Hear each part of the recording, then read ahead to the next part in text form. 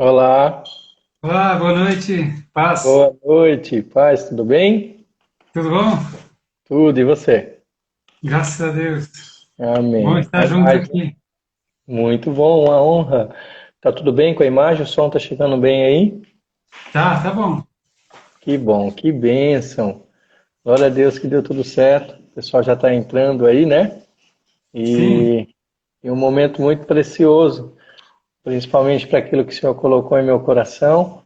E eu compartilhei com o Senhor e o Senhor foi bem aberto a tudo isso, vendo toda a situação que a gente vinha passando, né? Esse momento de isolamento, e como é precioso a gente conseguir valorizar o testemunho dos irmãos, aquilo que os irmãos têm vivenciado, as histórias, né? Que a gente tem duas sim, histórias. A gente tem a história que é quando a gente tinha a nossa própria vida e depois a nossa história é mudada quando a gente tem um encontro verdadeiro com Jesus. E tudo muda, né? sim, Todas as coisas sim. mudam. Então, Amém. é, já consegui fazer outras lives com outros irmãos, foi tremendo. Isso edifica não só quem está fazendo, mas para quem está participando, para quem está ouvindo. Temos visto diversos testemunhos daquilo que o Senhor fez, sabe? Deus é poderoso demais. E dentro Yes. dessa dificuldade, a gente tem que enxergar sempre uma oportunidade. E essa é uma Sim, oportunidade para que o nome de Jesus seja glorificado, seja exaltado. Amém? sim, olha, quero compartilhar que essa crise toda tem sempre um lado bom, tudo tem um lado bom, né?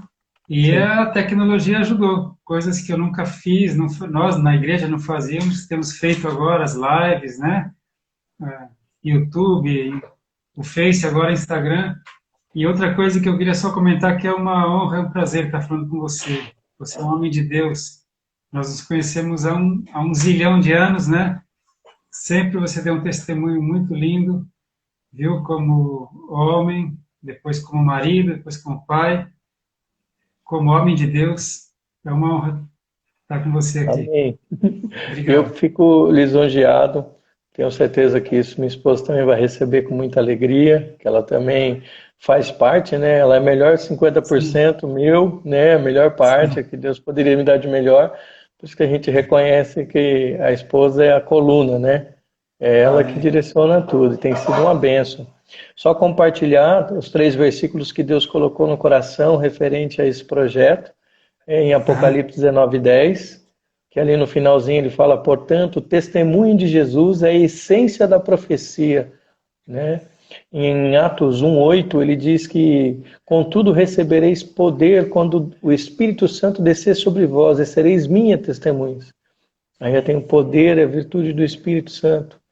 E em 2 Coríntios 3:2, só para fazer uma introdução, vós mesmos sois a nossa carta, escrita em nossos corações, conhecida e lida por todos os homens. Então, certo. o principal objetivo é que as pessoas possam, de uma forma, conseguir te conhecer. Eu tive, como o senhor já mencionou, uma grande e feliz oportunidade de não só fazer missões ali em Portugal, mas ter a companhia de você e da sua Aham, esposa. Pude te conhecer de uma forma como talvez nesses 23 anos de caminhada junto, nunca tive a honra de caminhar, deitar, dormir, estar juntinho e poder ver realmente como que é uma vida de um homem de Deus diferenciada, de entrega, de busca. Amém? amém. E, e Que para honra. quebrando o gelo, né, a gente já vai Aham, ficar bem mais à vontade. Quero dizer que você é uma pessoa que me espelhou, me fez espelhar durante anos e até hoje continua pela paixão, pelo amor, pela entrega à obra, né? O amor de Jesus. amém. Vejo na tua vida aquele versículo que fala, olha, veja o oposto, tá? Procura ver onde você deixou o primeiro amor. Eu não consegui enxergar em nenhum momento da sua caminhada aonde você deixou esse primeiro amor. Desde quando você Graças a não Deus. esbarrou em Jesus, você encontrou com Jesus, foi algo impactante. Sabe, isso tem contagiado, tem nos trazido uma alegria, uma fé, que é o que nos move a cada dia mais procurar fazer por Jesus e por aqueles que a gente se espelha, viu? Isso é bênção, Amém. tá? Sim, amém, que bom. Glória a Fique à Deus, que bom. vontade. Sim, Agora você vai ter oportunidade para falar. sim. Você vai poder fazer a sua apresentação agora, né? Fala um pouquinho de você, nome, esposa, filhos, profissão. Amém? Depois a gente entra já na parte dos testemunhos. Amém? Tá bem. Fique à Para ser vontade. bem objetivo, né? Olha, eu sempre me lembro daquele texto da Bíblia que fala: não podemos deixar de falar das coisas que temos visto e ouvido. Então, sempre que eu tenho oportunidade, nem sempre nós temos oportunidade, mas agora é uma oportunidade de falar do Rei da Glória que mudou a minha vida, mudou radicalmente quando eu tinha 20 anos de idade.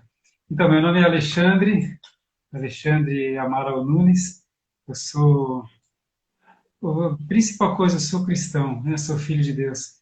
Mas eu sou médico veterinário, pastor, depois fui consagrado apóstolo, sou pastor presidente da Igreja Apostólica Ágape, que hoje já tem várias igrejas no Brasil e também fora do Brasil. Sou casado com uma esposa maravilhosa, linda, a Kátia, que é pastora, profetisa, ungida, né? Tenho um casal de filhos, a Sara e o João Pedro. Os dois já são casados, né? Então tenho essa alegria de já ver meus filhos fazendo as suas famílias. Tenho já uma netinha, a Helena, que é uma gracinha. Tenho 4 cachorros. Gosto muito de Ubatuba, mas eu gosto do mundo.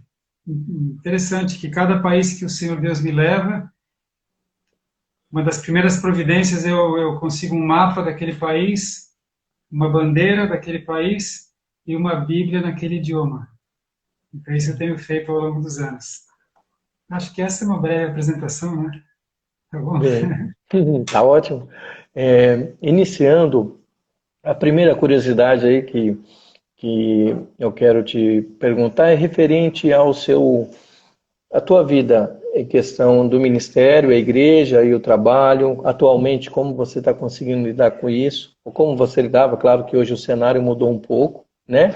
Mas só compartilhar como você consegue se comprometer com Jesus diante desse cenário. Tem muitas pessoas que acreditam que a gente tem uma vida secular. Eu creio que a gente tem uma vida com Cristo, quer seja na igreja ou a gente é igreja fora da igreja, né? Porque é para isso que o Senhor nos chamou. Sim. Eu sempre falo que nós temos que ter os pés na terra e a cabeça no reino dos céus, né? Antes eu não tinha tanta consciência disso. Eu, eu conheci Jesus aos 20 anos de idade. Então, então eu conheci Jesus com 20 anos e com 23 anos eu me formei médico veterinário. E aí já comecei a ter que conciliar os dois mundos, né? O mundo material e o mundo espiritual. Porque logo depois da minha conversão eu já comecei a me dedicar muito às coisas de Deus. Então eu já conciliava a clínica e as atividades na igreja que eu ajudava. Isso ficou mais intenso quando eu fui ungido pastor, que eu não tenho certeza absoluta, mas eu creio que foi em 96. Então eu tinha 26 anos. Não, você tem 36 anos, né? 60, E foi, 60, 70, 80, 90. 36 anos. Talvez um pouco antes, eu não tenho certeza. Mas aí era bastante interessante, porque eu tinha clínica o dia todo, morava na clínica, então muitas vezes tinha emergência à noite, e o dia todo atendendo, e à noite, quase sempre, quando era pastor, à noite sempre tinha alguma coisa na igreja. E eu me lembro de vezes que eu tive que atender emergência de cirurgia no domingo, terminar uma cirurgia e correr para a igreja, não dava tempo nem de tomar banho, às vezes, e já ia para pregar, porque naquele tempo nós não tínhamos, como hoje, vários líderes, vários pastores, era eu, né, que fazia tudo, fazia os estudos, batismo, tudo. Então, e ainda por cima conciliar marido e pai, né? Mas foi sempre uma grande aventura. A vida com Cristo não existe rotina. É uma aventura nova a cada dia, uma luta, uma alegria. Tem sido uma bênção. que benção, glória a Deus. E realmente, desde o início, que eu tive a oportunidade de te conhecer, tenho visto essa intensidade e de uma forma que cada vez cresce mais, né? De um jeito tão tremendo, porque Jesus nos faz a cada dia amá-lo mais, se apaixonar mais, principalmente com as vidas que o Senhor coloca no nosso caminho. Sim. Olhando um pouquinho para trás, aí, antes de você constituir essa família tão linda, qual o legado ou o que você traz contigo referente à sua família, à sua história, com seu pai, com a sua mãe, irmãos, que você pode compartilhar e a gente conhecer um pouquinho mais? O que eu creio que eu tenho mais assim de marcante que os meus pais me legaram é o sentido de família mesmo. Família. Eu tenho 4 irmãos, né? 3 irmãos e uma irmã, então nós somos em 5 filhos. E os meus pais sempre fizeram todos os programas conosco.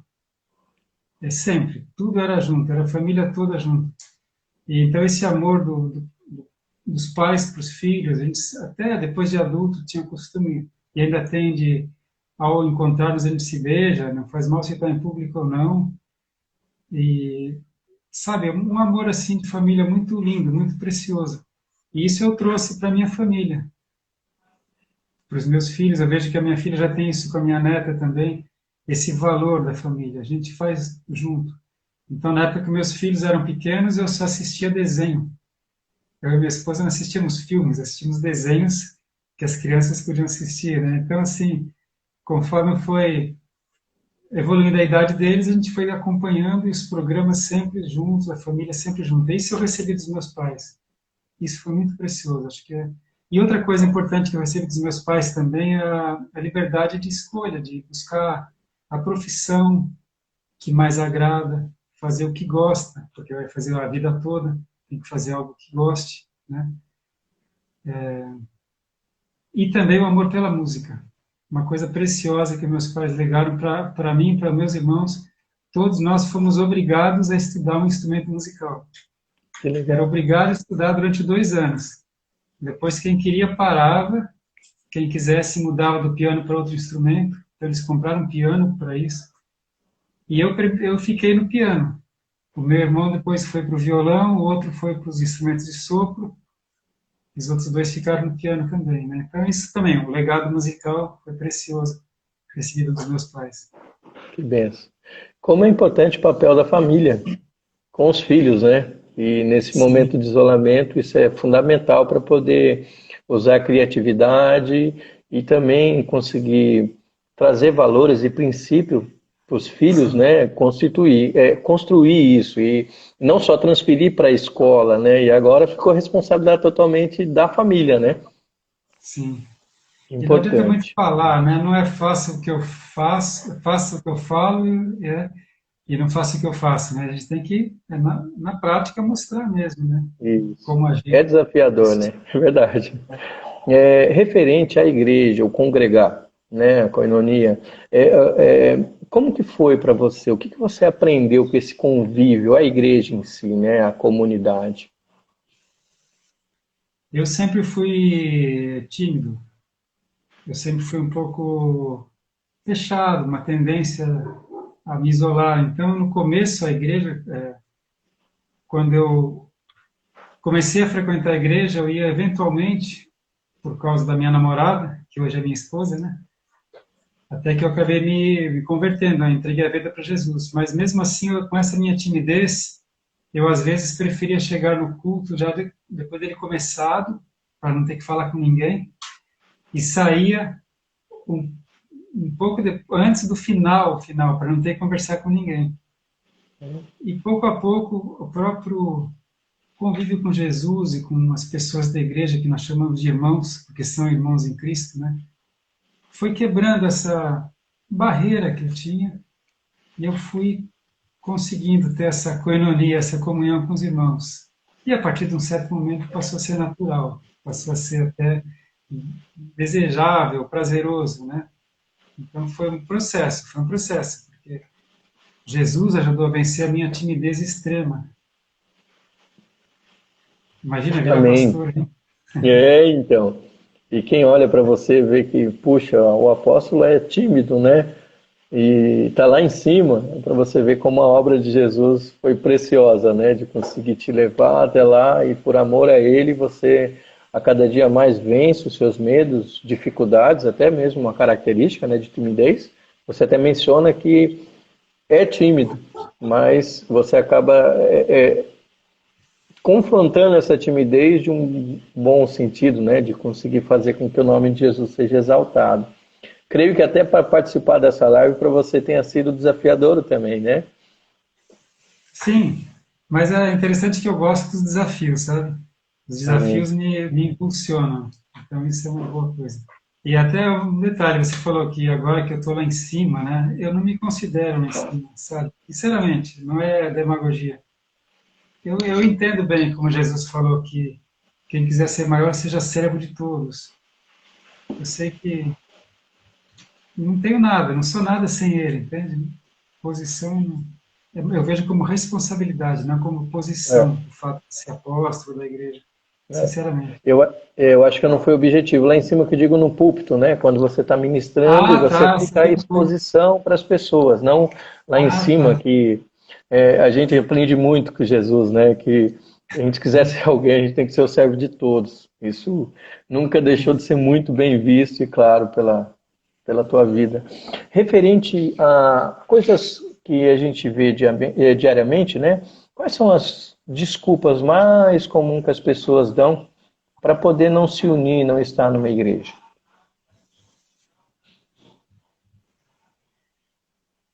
Eu creio que, na verdade, eu creio que as pessoas até nem dão desculpa.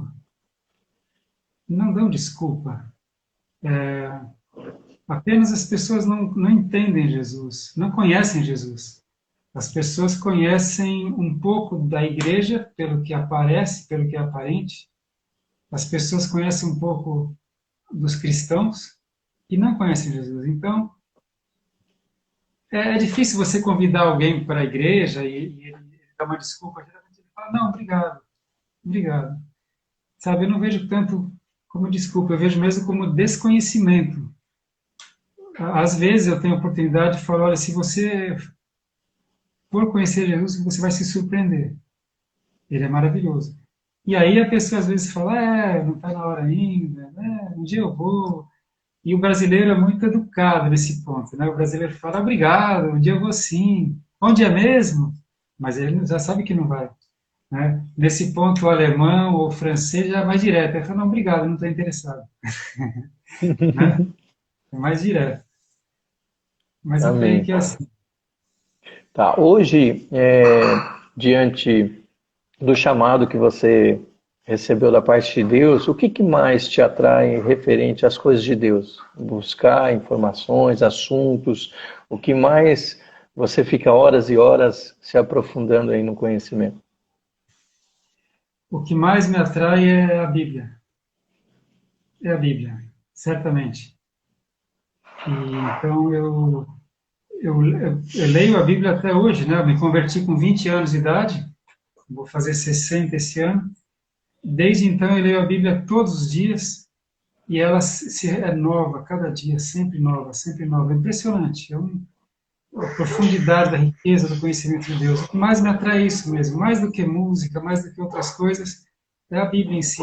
E quando eu pego algum livro, por exemplo, algum livro de hebraico ou de grego, ou de algum teólogo, ou de algum rabino até, que fala da Bíblia, algum aspecto que eu nunca tinha reparado, daí então eu mergulho naquela vereda, isso me atrai muito, eu tenho essa tendência, acho que talvez de mestre, né, de gostar, de me aprofundar no estudo. Agora mesmo eu estou começando pela internet, aproveitando a quarentena, achei um curso de hebraico, que está parecendo bem interessante, então eu estou tentando aprimorar um pouco o hebraico. Mas tudo voltado para a Bíblia, né? Para o estudo da palavra de Deus. Amém. A gente, nessa caminhada com Cristo, né, a gente tem algumas situações e algumas vivências que a gente considera importante, é como se fosse um marco, pilares, né, que são lições que Deus marca a gente, fortalece, edifica a nossa fé. E o que você pode compartilhar de algumas lições que você teve foram pessoais ou com a família, etc. Você considera importante que Deus te ensinou? Não necessariamente na igreja, você disse? Não necessariamente, não, na sua vida. Teve alguns marcos muito grandes. Por exemplo, quando eu entrei na faculdade, e a faculdade era em São Paulo, e meus pais moravam em Ubatuba, meus irmãos em Ubatuba, a nossa família em Ubatuba. Eu vim para cá com 12 anos de idade, e aos 18 eu precisei ir para São Paulo, para a faculdade. Isso foi difícil para mim, foi um marco. Ele sair do ninho, né, morar em São Paulo sozinho. Isso foi o começo de uma nova fase, de um grande aprendizado. Depois teve situações marcantes também, como em 98, melhor falar por idade, né? Quando eu tinha 28 anos de idade, eu fui para fazer um curso de liderança no Havaí, chama Instituto Haggai. Fiquei lá por 3 semanas com pastores e líderes do mundo todo. Foi muito marcante para mim. Depois, no ano 2000, com 40 anos de idade, fui para Amsterdã, num evento do Billy Graham, praticamente foi a despedida do Billy Graham como evangelista. Ele programou um Amsterdã 2000, né? Amsterdã 2000. Então, isso foi marcante para mim. Fiquei lá 2 semanas com líderes do mundo todo. Isso na parte espiritual. Na parte humana, a morte da minha mãe, muito marcante. Eu creio que tem tantos acontecimentos, momentos na minha vida espiritual e também pessoal de decepção muito grande, de traição muito grande. Com tudo isso, acho que o caráter vai sendo forjado, né? A nossa resiliência vai sendo provada. Eu espero que a minha esteja sendo aprovada pelo Criador. Amém. Referente à expectativa, nós temos bastante sonhos, criamos expectativa, né? O que Deus te ensinou sobre a expectativa? Como você lida com isso? Eu creio que a vida tem me ensinado a ser bastante realista. Então, eu procuro não ter muita expectativa. Porque quando você tem muita expectativa, você também pode ter muita decepção, né? Então, eu procuro ter, nesse ponto, bastante os pés no chão, né? Eu faço planejamento, me preparo e entrego nas mãos de Deus, em todas as áreas. Então, a minha expectativa é meio amortecida, para falar a verdade. Eu tenho um foco, tenho uma meta, tenho um plano, tenho um objetivo, mas eu creio que eu deixo a expectativa na mão de Deus, sinceramente. Eu não fico tão ansioso, eu não fico esperando. Eu deixo ir acontecendo. Eu acho que é mais esperança do que expectativa. Amém. Amém, glória a Deus. E a gente vai aprendendo, né? Porque a expectativa tem a questão da percepção, cada um tem um olhar sobre a expectativa, né? Tem gente que se alimenta através da expectativa e acaba ficando muito vulnerável pela questão, se não ocorrer, Sim, gera frustrações e etc, né? pois é. E entrando dentro dessa área, o que Deus te ensinou com as frustrações, dor, depressão? Eu sempre vivenciei momentos assim maravilhosos da sua vida. A gente só soube que você passou por um momento tão delicado e difícil depois que você compartilha, né? Assim, é muito você, a família e Deus. Então, sobre frustração, dor e depressão, se você já passou, creio que sim. E como que foi o ensino sobre isso? Olha, para falar a verdade, a maior luta, a maior frustração, decepção e dor é com pessoas. Nem na saúde. Por exemplo, quando eu tive um infarto, não foi decepção, não foi frustração, foi dor física, né? Mas não, mas a tristeza, depressão, frustração, relacionamentos. E quanto mais próxima a pessoa, quanto mais você gosta, quanto mais você tem um relacionamento, maior é a decepção, né, se algo acontece. Quem está longe de você nem te decepciona. Então eu tive grandes decepções, grandes frustrações. E o que eu aprendi com isso? Eu aprendi que nessas horas eu posso contar com o Espírito Santo. Parece conversa de crente, mas é verdade. É conversa de crente mesmo. Eu aprendi que o Espírito Santo é mesmo um consolador, ele é o ajudador. Nessas horas de tristeza extrema, de repente você sente que Deus está ali e ele começa a te ajudar. Então eu aprendi nas decepções, e graças a Deus por isso eu nunca entrei em depressão, e tanto que eu já apanhei. Aprendi isso, que o Espírito Santo está perto e ele é real, e também aprendi que com ele eu posso ser forte, eu posso me levantar e eu posso andar de novo.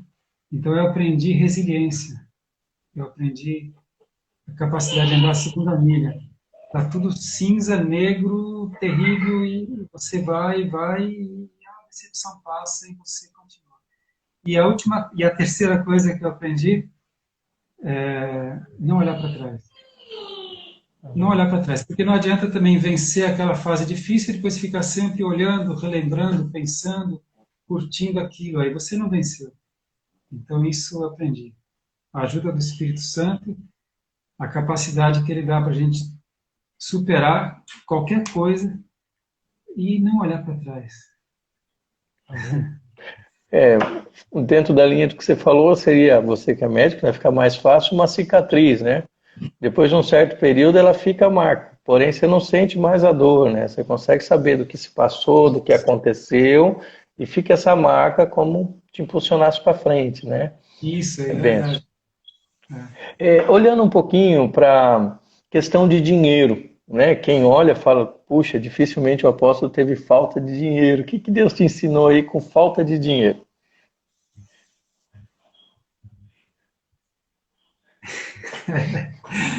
Me ensinou que com o suor do teu rosto comerás o teu pão, como diz lá em Gênesis, né? A falta de dinheiro me ensinou que se eu não me esforçar, se eu não trabalhar, eu não vou prosperar. Então não tem lugar para preguiça, não tem lugar para procrastinação.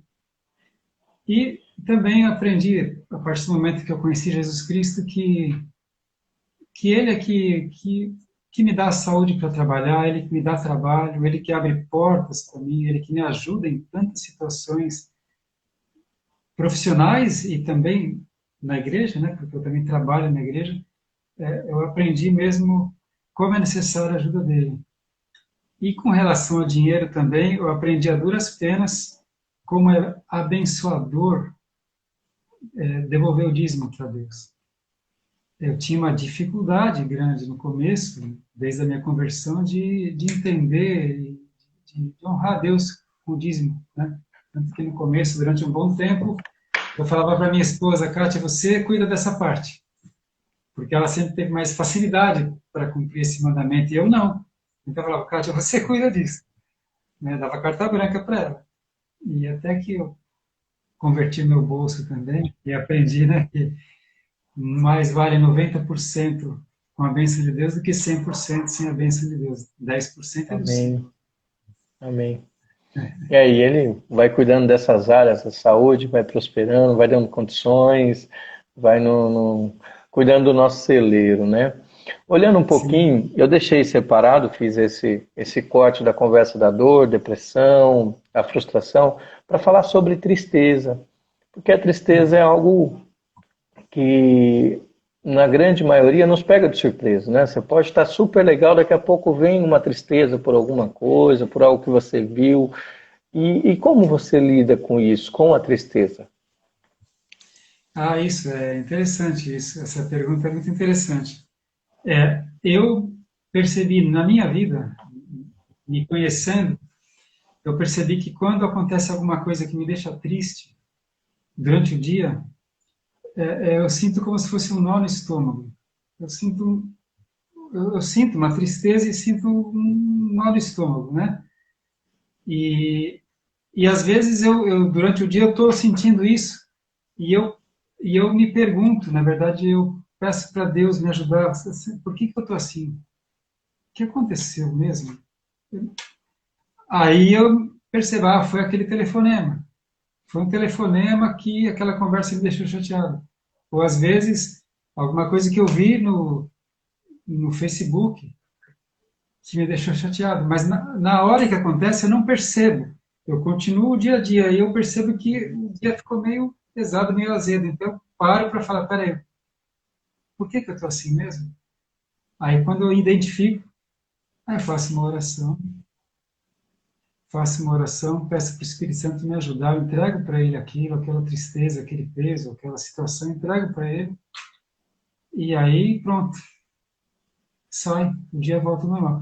Claro que tem coisas que são tão chatas, tão tristes, que você já percebe que foi aquilo, né? Mas estou dizendo que às vezes acontece de eu me pegar desse jeito e por que mesmo que eu estou assim? Daí eu me lembro qual foi a situação que me deixou assim.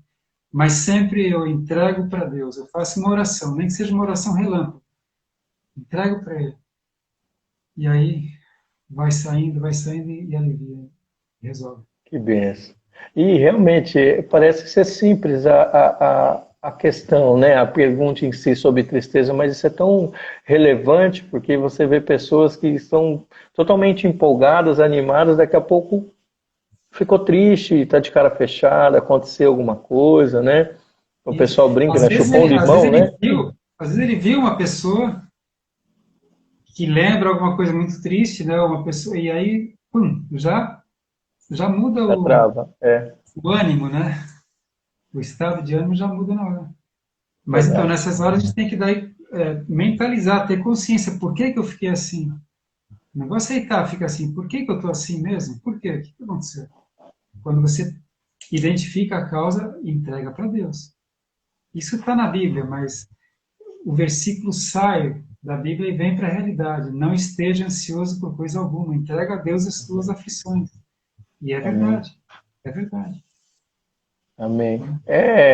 Lembrando de Neemias, né? Como servo de Deus, ele foi apresentar diante do rei e o rei falou: Mas tem algo estranho com você. Isso. Você está com uma tristeza profunda, né? Então as pessoas conseguem ver isso. E ele fala: Puxa, mas um homem de Deus, o apóstolo, nunca fica triste, nunca tem dor, nunca. A gente é ser humano também, né? Precisa ter esse cuidado, esse olhar, esse carinho, né? Amém. Uma outra pergunta aí interessante. Eu não sei se. Deixa eu só fazer um paralelo aí. Tem algumas pessoas que estão fazendo perguntas, a gente vai deixar para o final, tá, Posso?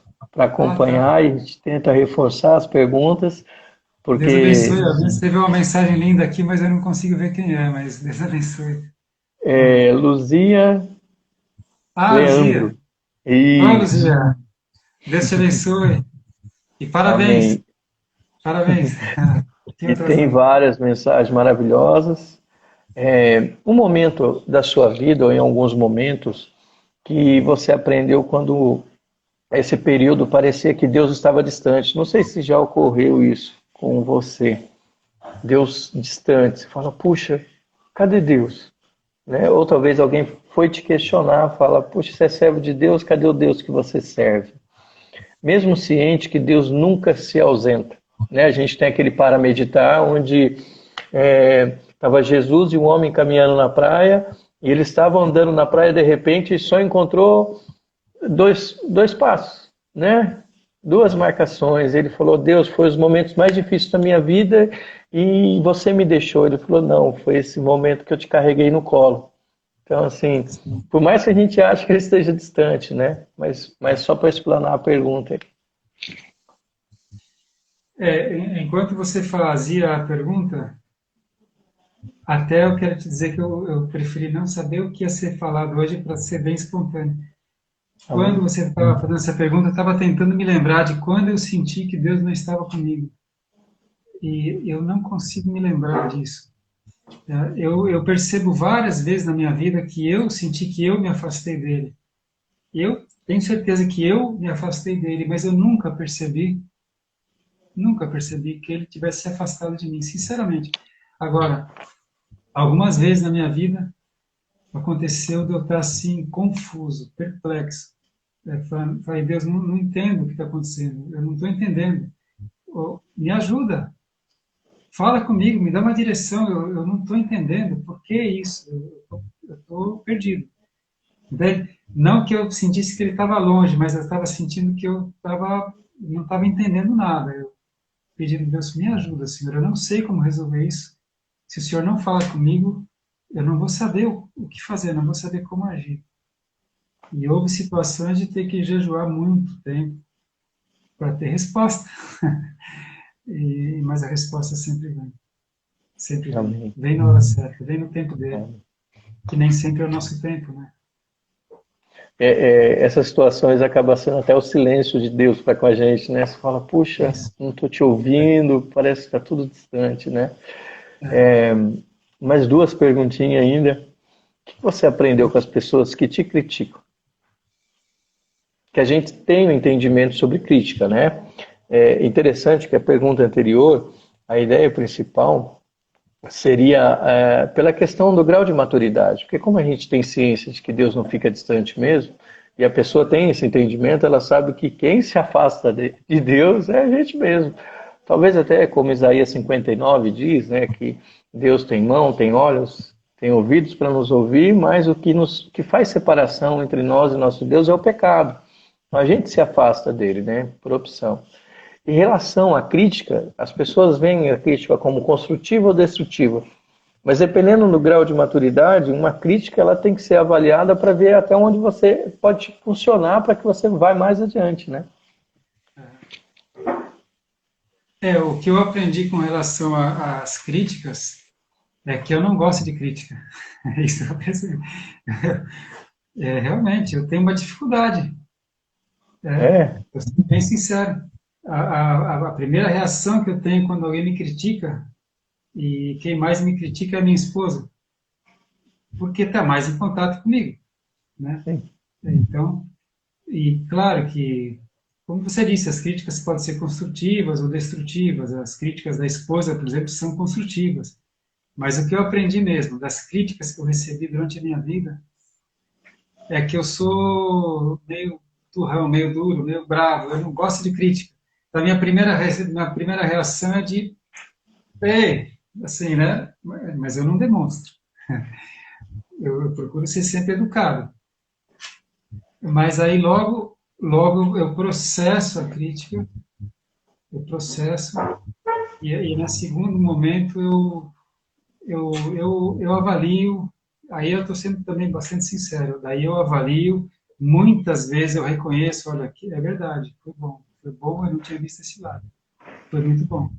Às vezes eu falo, não é por aí. Mas assim, a minha primeira reação é, eu não gosto de crítica. Mas depois eu aprendo com elas. Eu aprendo mesmo. Eu levo muito em conta. E é interessante que a Bíblia, Deus fala que na multidão de conselhos há sabedoria. Muitas vezes um conselho é uma crítica. Um conselho pode falar, olha, eu vou te dar um conselho, isso aqui você deveria ter feito assim. É um conselho, é uma crítica. Então, é importante a gente acabar recebendo, assimila, processa e reage, né? É verdade. E se a gente for observar, talvez eu também acabo sendo um pouco travado, né? Eu acho que, na grande maioria, é porque a gente também se cobra muito, a gente tenta se policiar para que não tenha oportunidade para crítica, né? E aí, quando vem, você fala, opa, espera aí, não é bem assim, né? Mas e parabéns pela humildade, porque é difícil expor algo, né? A gente normalmente guarda com a gente, acaba não se expondo pela questão de ser algo que muitas vezes pode ser mal interpretado. Puxa, a pessoa não aceita a crítica. Todos nós somos passivos de erro e a crítica, ela nos leva a refletir sobre algumas coisas, ou até mesmo sobre quem está passando, porque eu escutei algo que foi tão interessante que o que a gente precisa pesar da crítica, por isso que eu citei sobre ser construtivo ou destrutivo. A gente tem que entender o que a crítica vai fazer com a gente e de quem está vendo a crítica também. Porque nem sempre aquele que te critica merece tanto crédito por aquilo que foi te exposto, né? E a última pergunta, quer comentar alguma coisa sobre a crítica? Não, Né? Tranquilo. E a última pergunta, depois a gente fica aberto com os irmãos aí. O que é sucesso para você, apóstolo?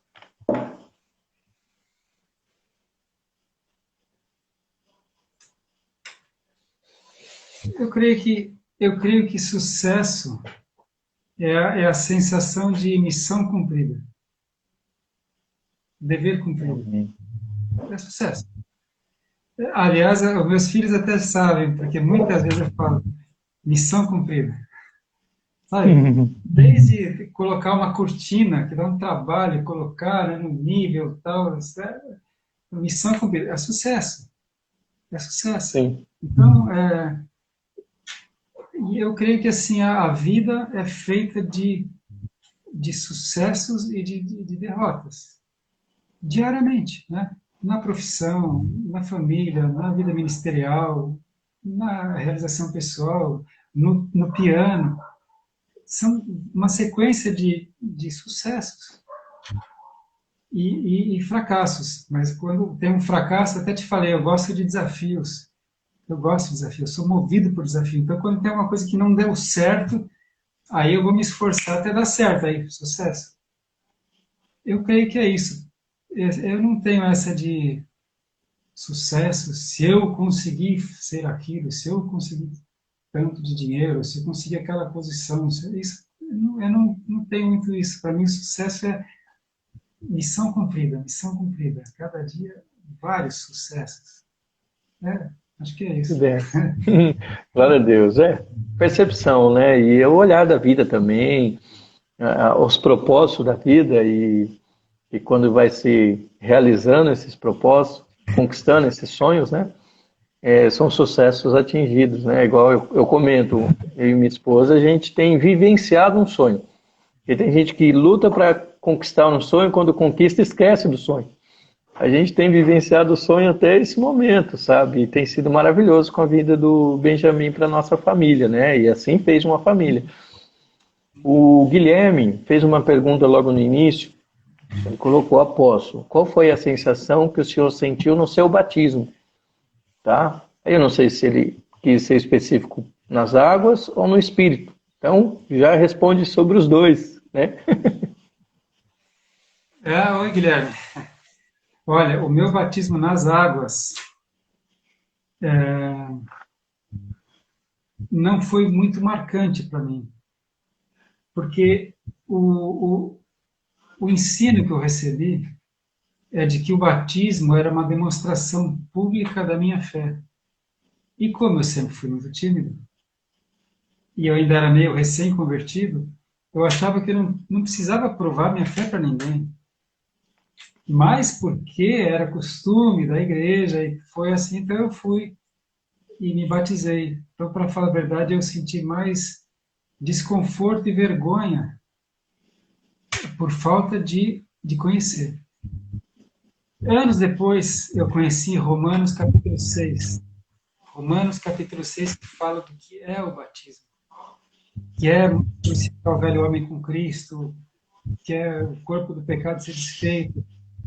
E quando eu conheci Romanos 6, aí o que me marcou, Guilherme, do batismo é que daí eu um dia estava sozinho em casa, na sala, e eu me lembro desse dia, eu estava em frente da televisão desligada, e eu fiz uma oração, mais ou menos assim, falei: Deus, olha, eu quero te dizer hoje que hoje eu entendo meu batismo, hoje eu tomo posse do meu batismo, eu quero dizer que hoje eu entendo que o meu velho homem morreu, foi sepultado com Cristo, eu não sou mais escravo do pecado, e eu quero declarar agora para o céu e para a terra: Satanás, você vai ficar sabendo que eu sou batizado, em nome de Jesus Cristo.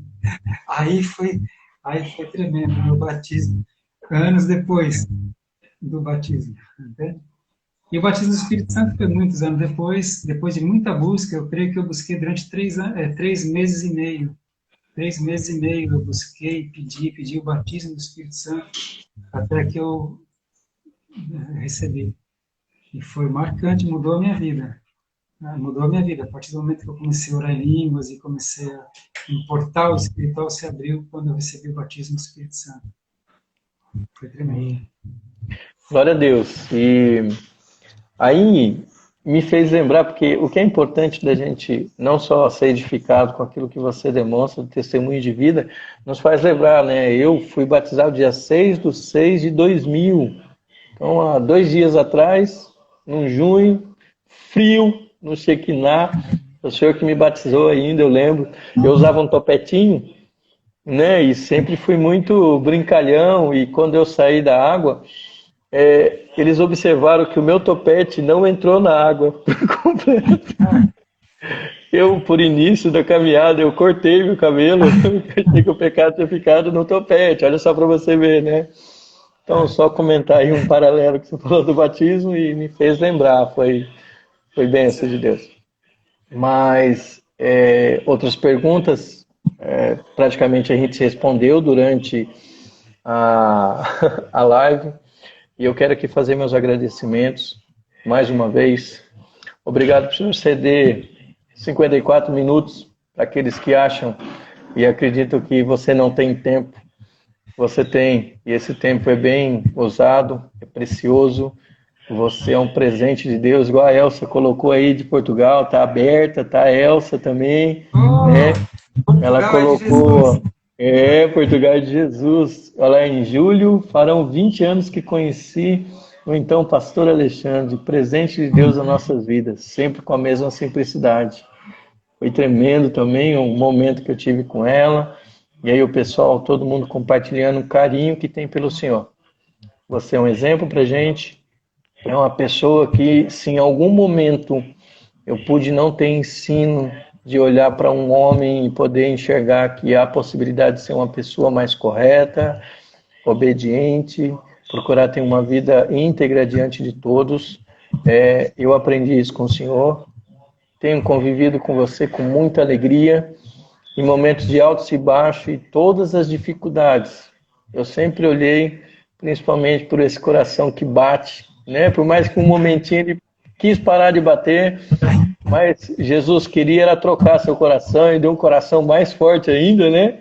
Melhor do que estava.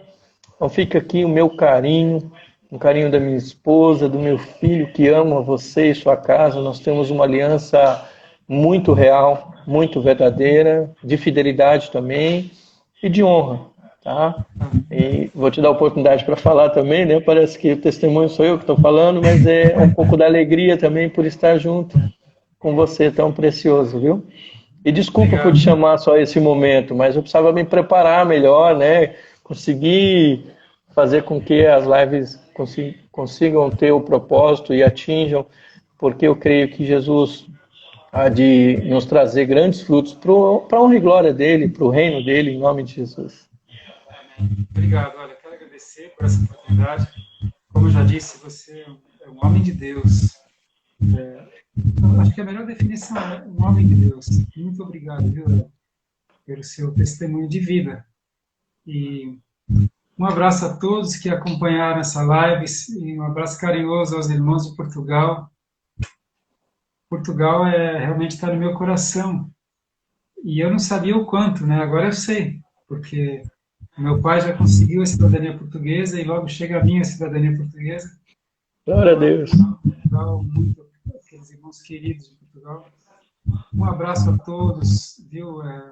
Cada pessoa que Deus colocou na minha vida foi Deus que colocou. Então vocês são especiais para mim. E eu quero só terminar deixando um testemunho, me deu agora um nó na garganta, que quando eu tive um infarto e fiquei mais de 4 meses sem trabalhar, o amor dos irmãos foi expresso não só em orações, em palavras de amor, mas em ajuda financeira. Isso é sobrenatural. Se não fosse a ajuda que eu recebi, na verdade foram quase 6 meses, né? Porque depois de 4 meses eu voltei para Ubatuba, que até teve um culto, e eu só comecei a voltar aos poucos a trabalhar 6 meses depois do parto, né? Teria sucumbido se não fosse a ajuda de amor, ofertas dos irmãos. Então, eu sou muito grato a Jesus pela família que eu tenho, família de Cristo.